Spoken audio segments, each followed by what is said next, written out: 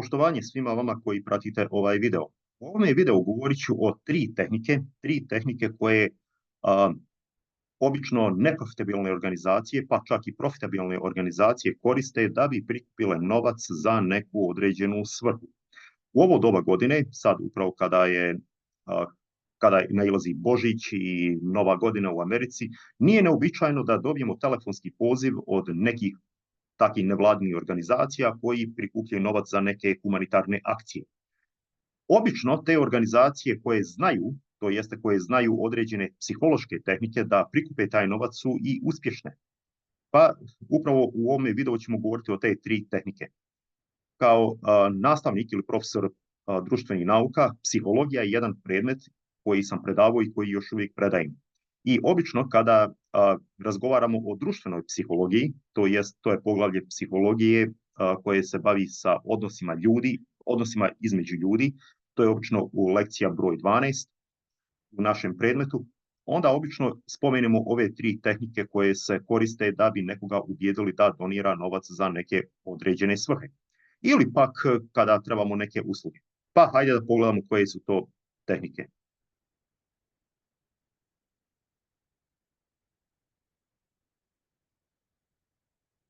Evo, jedna prva tehnika se zove foot in the door technique. Kada bi to preveli sa engleskog, to bi značilo kao nešto jednim korakom si već unutra. Tako nešto u tom smislu. Foot in the door technique je jedna tehnika koja počinje tako što zatražimo jednu malu uslugu i onda zatražimo veću uslugu. Znate kako naš narod kaže, dadneš mu prst, ali on hoće odmah cijelu šaku, pa kad mu dadneš šaku, on hoće cijelu ruku. Upravo to je ta tehnika. Evo recimo, sami da imate komšiju i vaš komšija dođe vama jednoga dana i kaže, hej, znaš šta, ja ću ići na godišnji odmor. Biću odsutan sedmicu ili dvije i da li bi ti htio da provjeriš poštu kada mi stigne? Naravno, mnogi će reći, pa naravno, zašto da ne, to je mala usluga. Vaš komšija vam tada puno zahvali, ali sljedeći dan vaš komšija dođe i onda kaže, dok pogledaš moju poštu, da li bi isto i zalio cvijeće u mojoj kući? Znači već sada pita za nešto veće. Obično u 70 ili čak 75% slučajeva ljudi će biti malo neugodno, ali će ipak reći pa hoću, uradit ću to. To je foot in the door tehnika. Zato isto kada recimo neprofitabilne organizacije prikupljaju novac za neku humanitarnu svrhu, obično vam mogu zatražiti malu sumu novca. $1 ili možda $5 i mogu vam reći, hej, pa za $5 možeš hraniti jednog beskućnika. Naravno, $5 nije velika suma novca, svako će taj novac vjerovatno donirati, ali kad već se napravi donacija, onda ta ista osoba može vam reći, a da li znate da za $20 možete hraniti porodicu od 5 članova? Sad znači mi već pitamo za veću sumu. To je upravo foot in the door tehnika.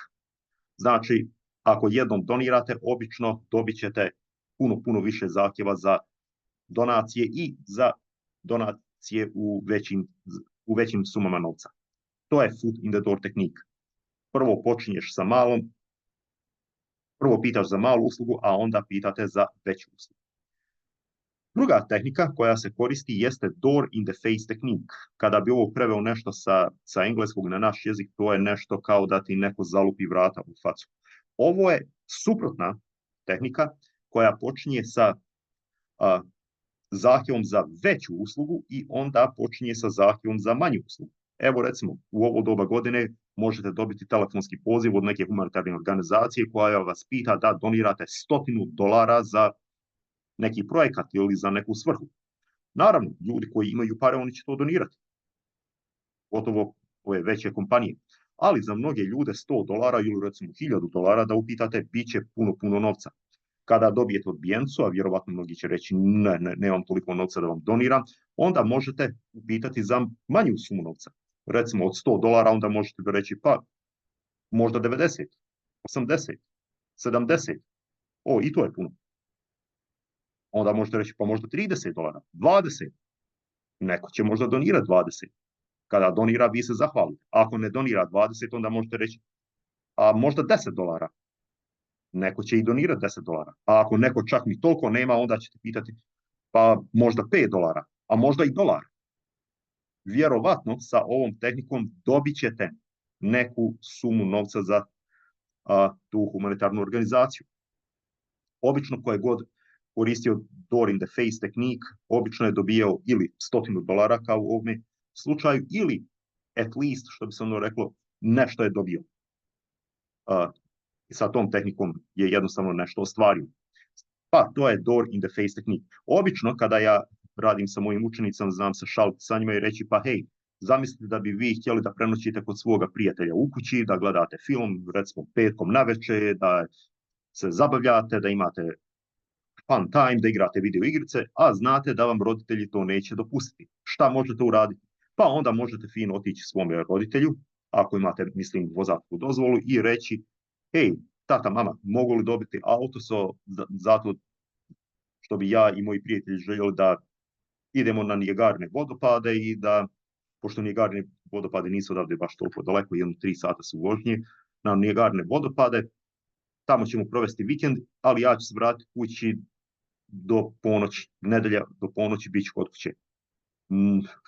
Naravno, mnogi roditelji se neće složiti sa ovim zahtjevom i djetetov taj zahtjev će odbiti.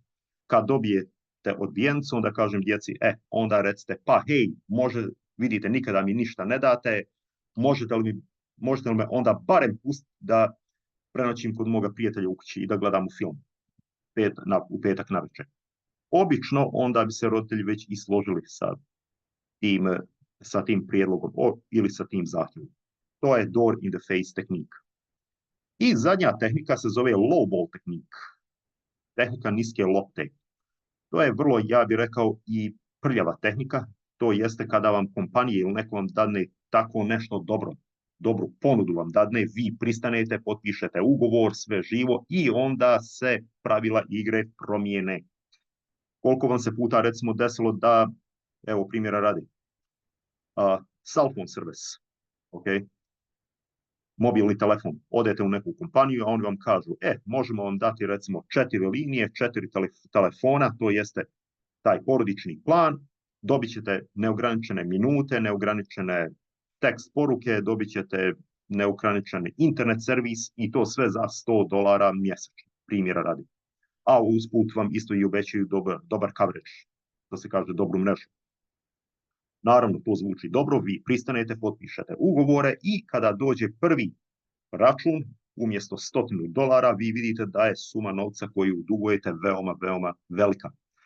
Kada nazovete tu kompaniju da se žalite, onda vam oni kažu, da, ali nisu li vam rekli da treba da platite $40 po liniji za aktiviranje servisa, znači 4 linije, $40, tu je od nas $160, plus morate platiti takse i poreze i plus morate platiti za 1 mjesec unaprijed. Ali oni vam kažu, to je samo prvi mjesec, prvi račun će biti velik, ali ostali računi će biti, da tako kažem, normalni. Košta će $100 plus takse i porezi na sve to. Naravno, vama se to ne svidi, možete biti ljuti, možete biti uznemireni, ali obično ljudi će pristati i reći, dobro, platit ću ovo, ali trebali ste mi reći na početku samome šta me čeka na prvom računu. To je jedan primjer low ball tehnike koja se koristi. Pošto sam isto predavao istoriju, pogotovo američku istoriju, a kogod zna istoriju, zna šta se desilo 2008. godine, kada je cijeli svijet bio pogođen sa velikom recesijom. Velika recesija je upravo otpočela na ovakav način, kada su mnoge kompanije davale mortgage, to jeste pozajmice za kuću, za ljudima koji žele da kupe kuće ili nekretnine, i obično bi znali reći, za prva 3 mjeseca ili za prvi 6 mjeseci ne trebate platiti nikakve kamate. Ljudima se to svidjelo, ali već poslije 6 mjeseci kamatna stopa bi pristigla i to bila bi veoma, veoma visoka. Visoka do granice kada već mnogi ljudi nisu mogli da isplate ono što duguju. I naravno to je dovelo do kraha na marketu za nekretnine. To su upravo 3 tehnike koje mnogi koriste da bi prikupili novac za neke humanitarne svrhe. Tako možete i vi to da koristite, a isto tako znaćete kako da se odbranite od ovakvih tehnika kada dobijete poziv i zahtjev za neku donaciju ili donatorsko veče za koje vi baš niste zainteresovani. Hvala vam lijepo što ste pratili ovaj video i možete se pretplatiti na moj kanal. Sve je besplatno. Hvala lijepo.